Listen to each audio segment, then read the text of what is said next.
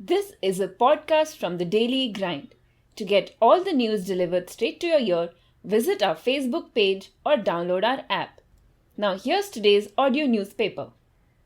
Hello and welcome to the Daily Grind, everybody. Today is Friday, the 14th of October. I'm Ankit Prasad, and this is the business section of today's show. We'll begin with energy news. In renewables, Noida-based Inox Wind says that it's bagged repeat orders from the Malpani Group for 40 megawatts worth of wind energy in Gujarat. The order consists of two 20 megawatt turnkey projects that are expected to be executed by March next year, as per the Economic Times. The Malpani Group is based in Ahmedabad and it's into a pretty random bunch of things like FMCG, real estate, education, renewable energy, resorts, and water parks.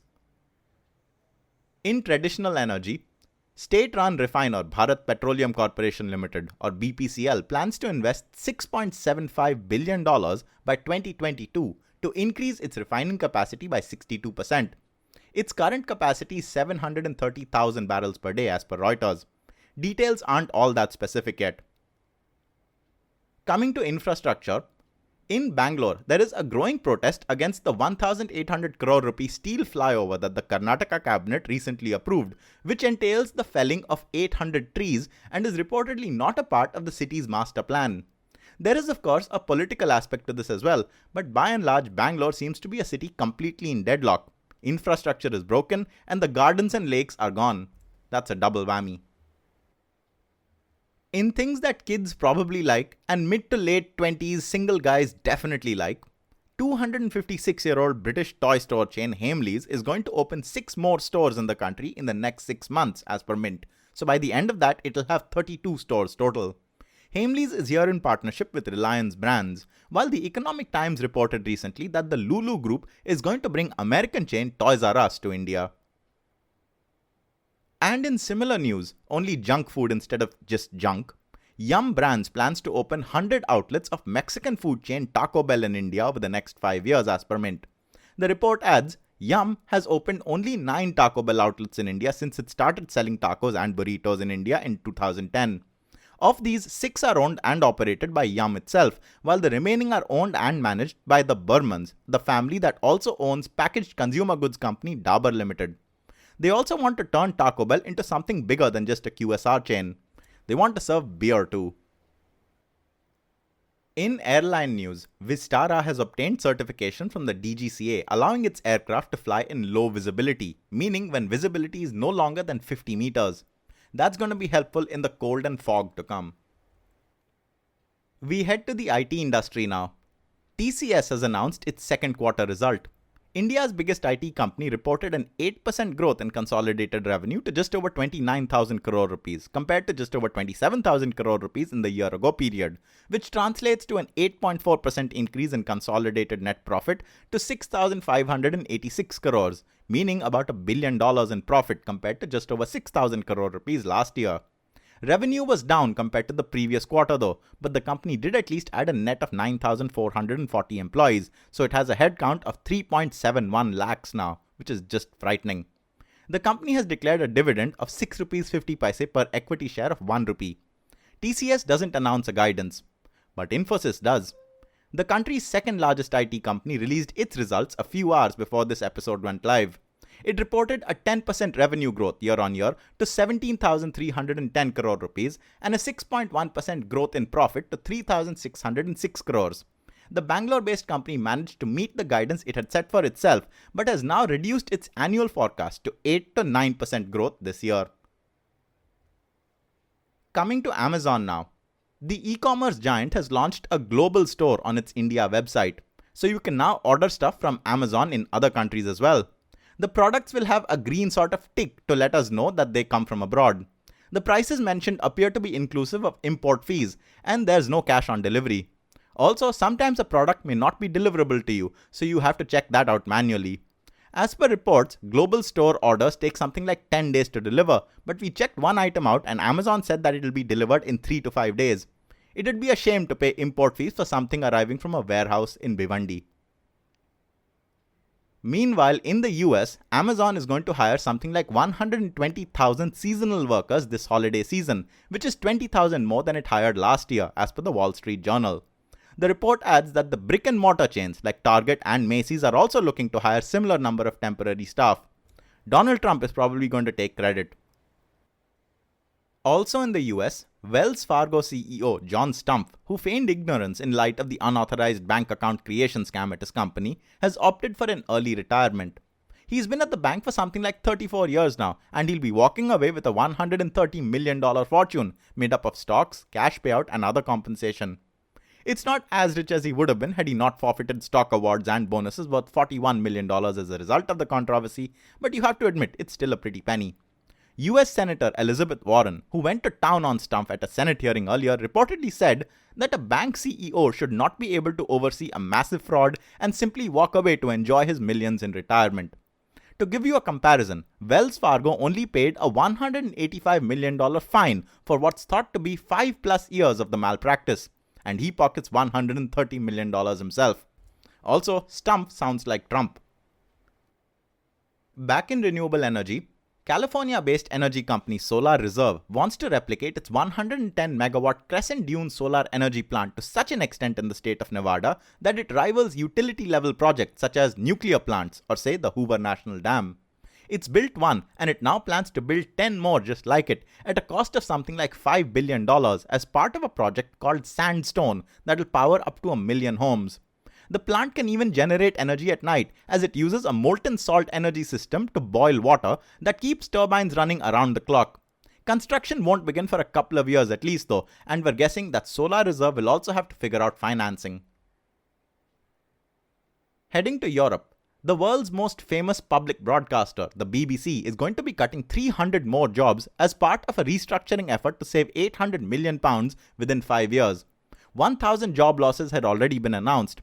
These new redundancies will be made within the next year and will all be in BBC Studios, which is the production arm that is going to become a commercial subsidiary next year. Meanwhile, in Germany, Deutsche Bank, which has its own problems and cost-cutting targets, has implemented a hiring freeze. European banks are being faced with shrinking earnings, and other banks may also either implement hiring freezes or reduce the bonus pools or just fire people.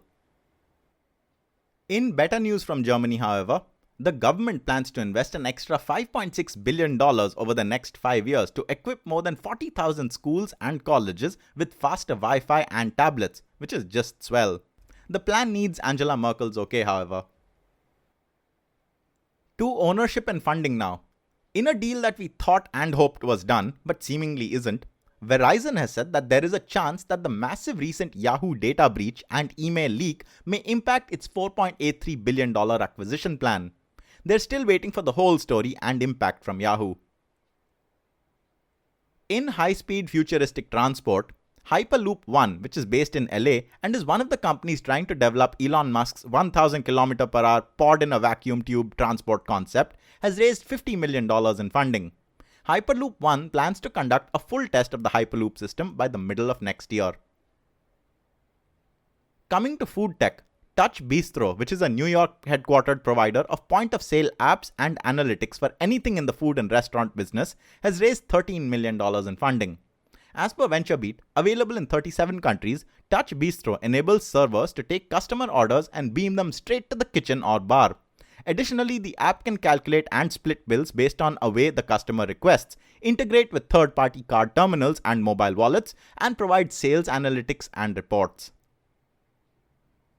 In health tech, Contessa Health, which is a Nashville, Tennessee-based provider of episodic risk arrangements and home hospitalization programs, has raised $7 million in funding. Coming to sources of funding, Pathbreaker Ventures, which is based in San Francisco, has closed its first VC fund and now has $13 million to invest in early-stage companies and emerging technologies. By that they mean VR, AR, AI, IoT, and others. Scaling that up by hundreds of times, China's Google, Baidu, has established a $3 billion investment fund called Baidu Capital. As per Fortune, investments will focus on mid and late stage deals in the internet sector, with individual funding amounts ranging from $50 million to $100 million, Baidu said on its official WeChat account. So the lesson here is that if you have WeChat, you can get $100 million from Baidu. We'll return to these parts with prospective energy deals. US big oil company Chevron is reportedly in commercial discussions to sell its Bangladesh natural gas assets. So if anyone has $2 billion to spare. And the Ruyas appear to finally be on the threshold of selling SR oil to Rosneft of Russia, along with others, for $13 billion. The buyers will also be taking on SR's debt, which is the primary reason for the sale, and the deal is expected to be struck over the weekend at the BRICS summit. It's time for product and consumer news now. In the US, the Consumer Protection Safety Commission, or CPSC, has also now recalled the Samsung Galaxy Note 7. It claims that the recall extends to 1.9 million units, while Samsung itself has offered its terms. A Galaxy Note 7 owner can turn the phone in and get a refund, or replace it with another Samsung phone and be refunded the price difference plus credit worth $100. So it's $100 to swap your Galaxy S7 for another Samsung phone. We're not sure what the terms elsewhere are though.